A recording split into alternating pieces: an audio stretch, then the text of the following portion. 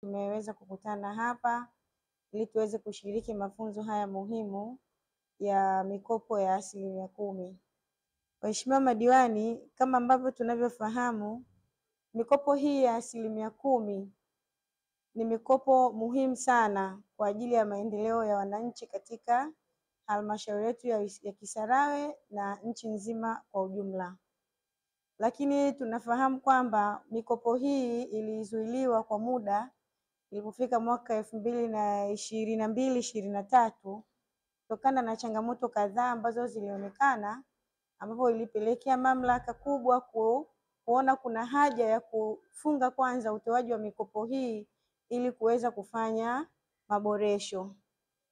Lakini tunamshukuru Mwenyezi Mungu, ilipofika mwaka 2024-2025 mikopo hii ilifunguliwa tena na Mheshimiwa Rais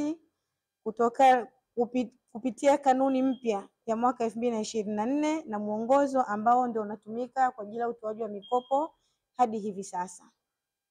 Kwa hiyo waheshimiwa madiwani, kipekee kabisa mimi napenda kuchukua fursa hii kumshukuru Mheshimiwa Rais wetu Daktari Samia Suluhu Hassan, Rais wa Jamhuri ya Muungano wa Tanzania, kwa kufungua dirisha la utoaji wa mikopo hii ili wananchi waweze kuendelea kupata fursa ambayo ndio inawasaidia kujipatia mitaji rahisi na kuweza kujiinua kiuchumi kwa kutekeleza shughuli zao za uzalishaji kwenye miradi yao mbalimbali.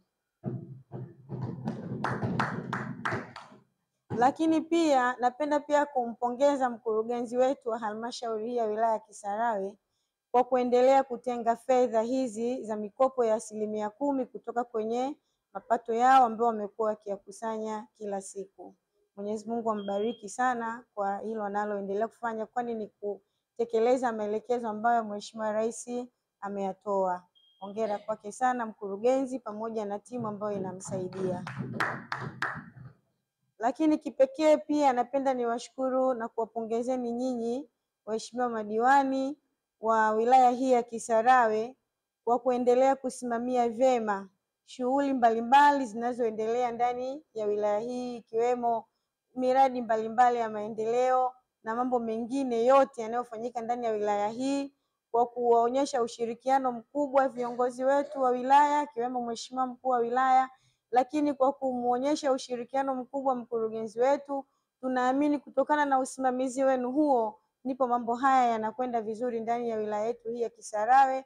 Mpaka leo hii tunafanikiwa kutoa mikopo hii na leo mnapata mafunzo haya ili kwenda kuwaelimisha wananchi wetu huko kwenye maeneo yetu, ni kwa sababu ya ushirikiano na usimamizi mzuri ambao nyinyi mnautoa katika halmashauri ya wilaya ya Kisarawe.